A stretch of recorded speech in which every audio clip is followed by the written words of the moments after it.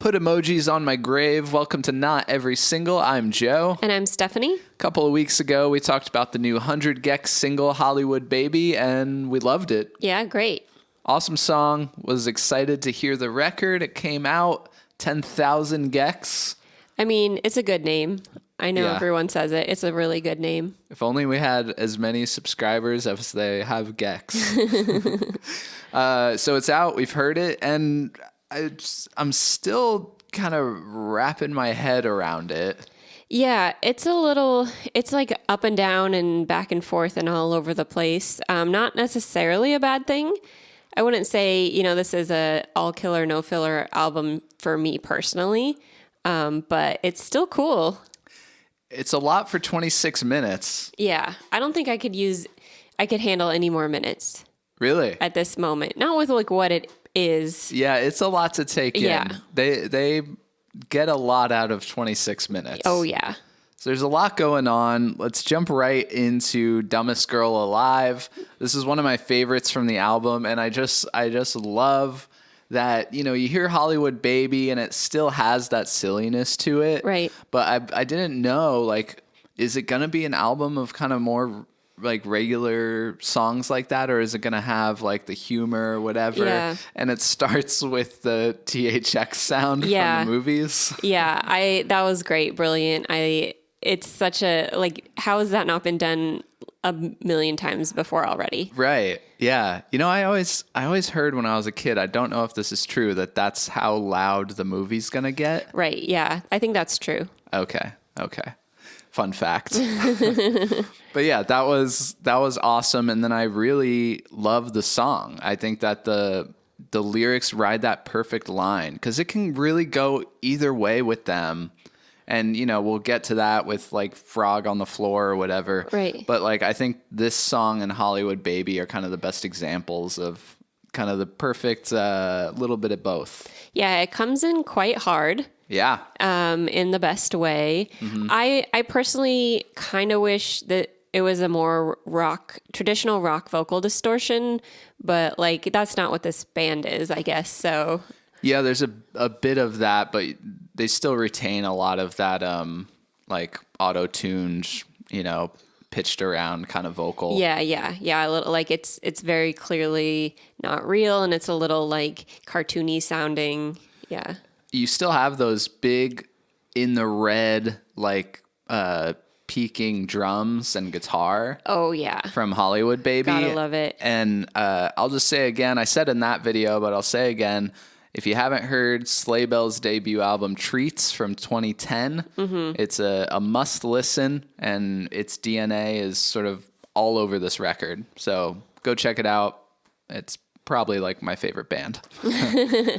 Yeah. And then, throughout this record, it does go back and forth. You were saying the whole idea of kind of funny lyrics. And to me, that can be a problem for me if stuff's just like funny for funny's sake.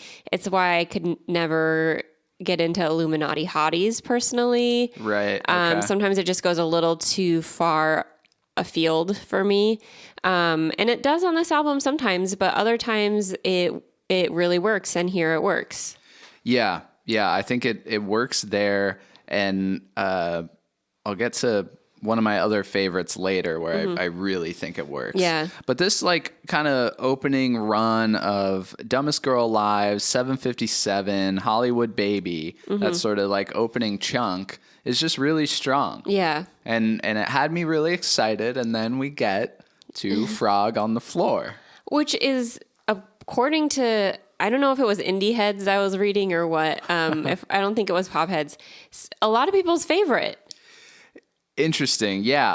How many of those comments were like joking, or are they like earnestly saying this is my favorite song? That's on brand for people who have been into 100 gecs. Whereas for me, I had tried listening to them before and I couldn't really get into it.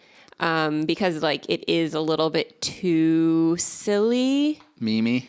Yeah. Yeah, a little bit. And so I can see, and also like there's some interesting things going on for sure in Frog on the Floor, but it is catchy. You know what I was thinking is like it's almost like you have to shift how you're judging this album song to song. Yeah. It's like I'm listening to Hollywood Baby and I'm judging it as like, I like this as a legitimately good song and here's why. Yeah. And then you get to something like Frog on the Floor and I almost have to like pivot like what I'm even judging. Because like what they're trying to do with that, like as almost this novelty song, like it is well done.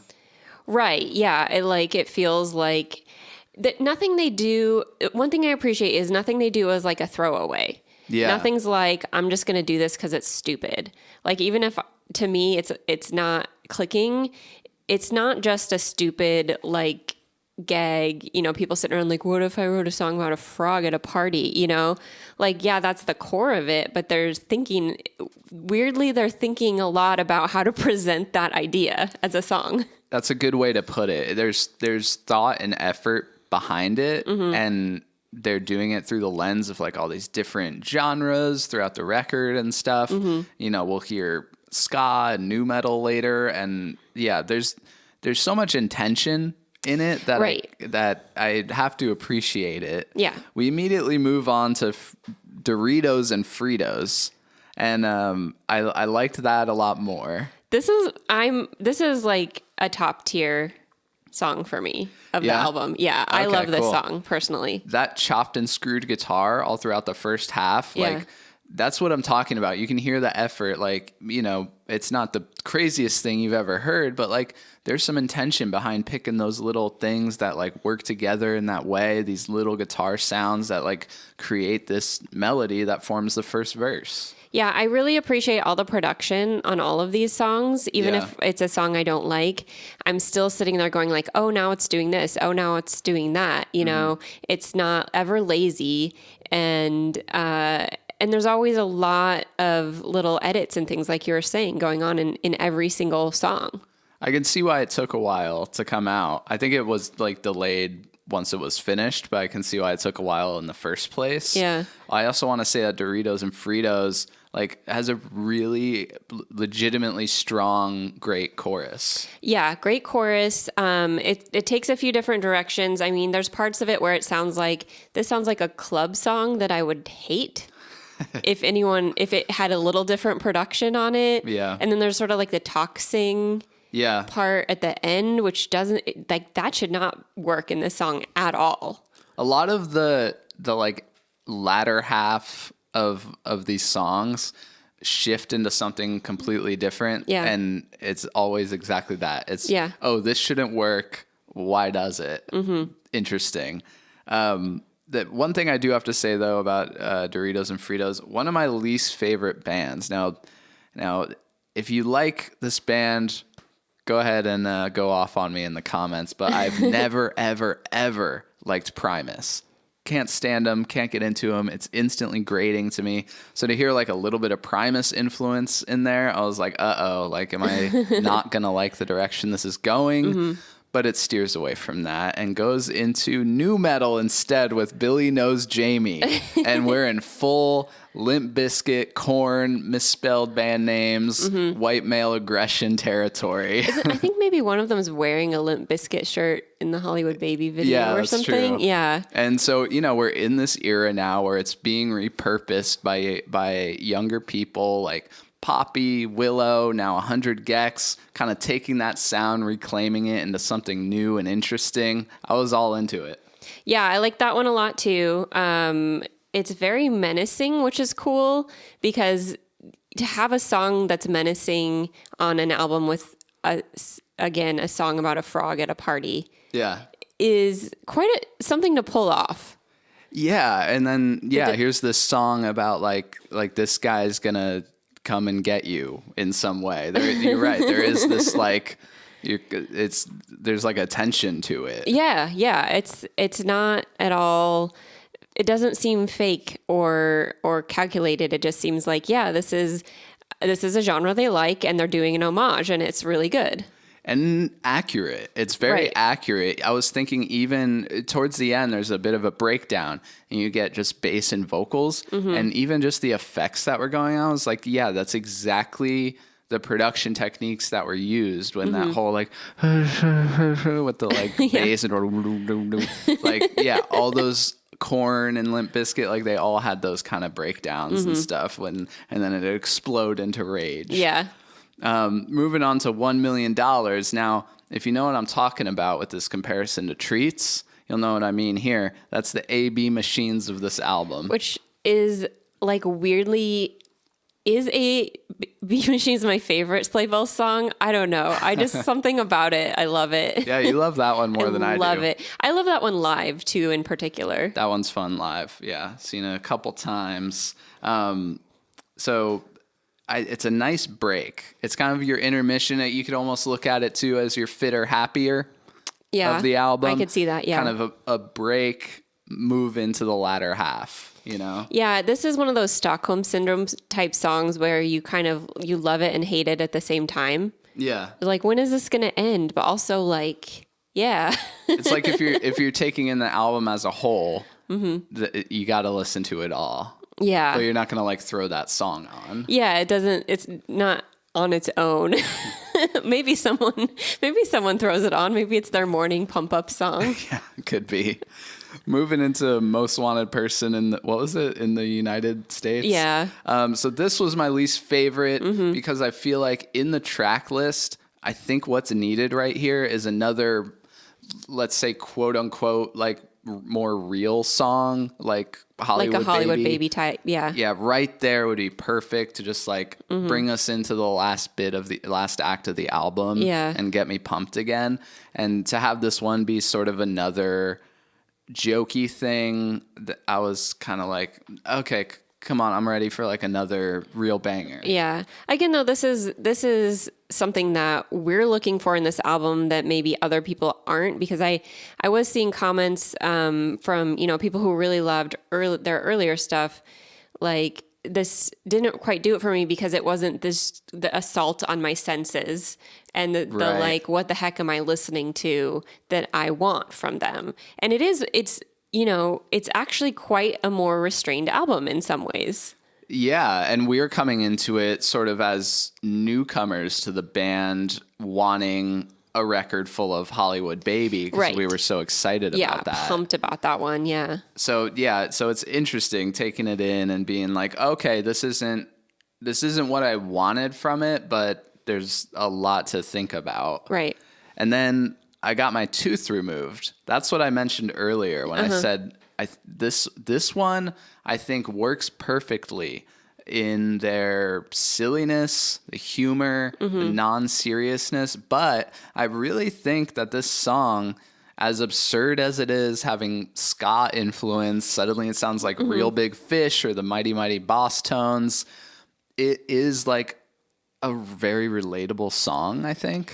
Yeah, it's funny because they're taking, this is one thing I thought about the album as a whole, is that they're satirizing and using in the same time the tropes of not just modern songwriting, but just like songwriting in general and the things that we write about. And so it's like, it starts out sounding like Everybody Hurts. Yeah. And then it becomes, it's got like ska stuff. And then it becomes like a ballad for a while. And so it's like each little section of the song is sort of like looking at the tooth as like a different sort of style of how we write. There's like a love song. There's like this sense of like, inertia of our lives, like all these things that actually are pretty deep that somehow are in this song. It made me rethink. I was like, is this an element in all these silly, like, should I go back and listen to Frog? And like, is there something deeper going on there? Because I think I got my tooth removed, like going into this procrastination and like there's so much, this is causing so many problems. Yeah. If I would just go fix it, just do like one errand, make one appointment, like I could get this fixed, but like, but I can't. This is the way we operate. And then when it becomes like the sort of like regretful ballad at the end, it's this whole idea of like, I could have been better. Yeah. in a different context, in sort of like a romantic relationship context. So it's very smart and bold Yeah, of them to do. I was really impressed. I Yeah. wrote down the line that made me, there's a couple lines that actually made me laugh out loud. The first second of the record made me laugh out loud with the THX thing, but I wanted this to work. Yeah. Like beautifully sung at the end. Like that just like cracked me up. And then we get to the last song. How are we pronouncing it? Me. I guess so. Meme me. Me. I know, again, a clever title because it's got me, and it's also got meme. Yeah. Which is something they're very like in tune with, obviously, memes. Yeah. So this one I felt similarly about as the Tooth one, which is like, what a brilliant way to wrap it up. You've heard all this zaniness, all this weirdness, like no one's going to understand this thing. And then you wrap it up with a song about like, yeah, you'll never, like, you don't really know me. Yeah.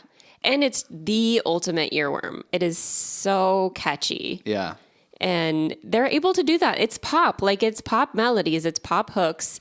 They're so experimental, but they're still able to do... There's so many bands that are sort of like underground pop, Yeah. Like where you think, oh, this band is just like not mainstream at all. But it's like, yeah, it kind of is. They have the hooks. Yeah. Like, as silly, something like Frog on the Floor, it's a catchy melody. They know how to construct a good pop song. And we've talked about before, whether it's Nirvana or Green Day or any number of bands, like, it's pop in disguise, If someone can write a strong pop hook and a strong chorus and a catchy melody, like, yeah, it's what's going on around it, right. but that's important. Mm-hmm. And they use repetition in a really interesting way. Like some songs have it, some songs don't. There's songs like $1 Million where it's like, yeah, it's just an assault of repetition. Yeah.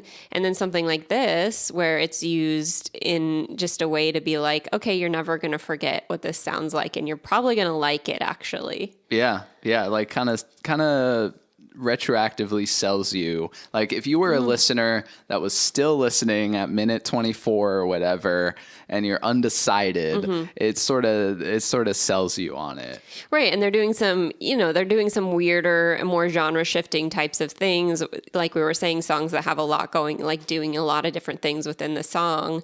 And then you've got this one, which is just like a perfect little capsule. So, I mean, I'm sold. I haven't heard 1,000 gecs, which is their first record. I remember hearing Money Machine back when it came out, and I was like, okay, I don't think I'm going to be into this, but like now I'll totally go back because I'm really sold on this group and what they're all about.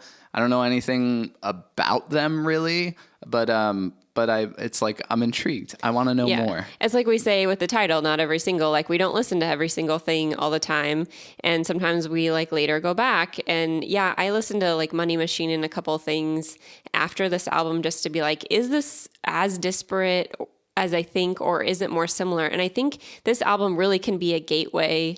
I don't know what I'll think. I haven't heard the whole first album either. Yeah. I'm not sure if it'll get me into the way some of these songs do, but I definitely more open to it now.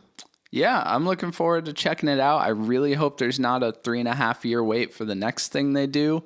And kind of sounds like it'd be an awesome live show. Oh my gosh, yeah. So maybe we'll try to catch that at some point. Let us know what you thought about 10,000 gecs. What's your favorite song on it? Is it the Frog one? I guarantee you it is for some people. Yeah. Okay. Yeah. Well, thanks for watching. This is Not Every Single. I'm Joe. And I'm Stephanie. See you next time.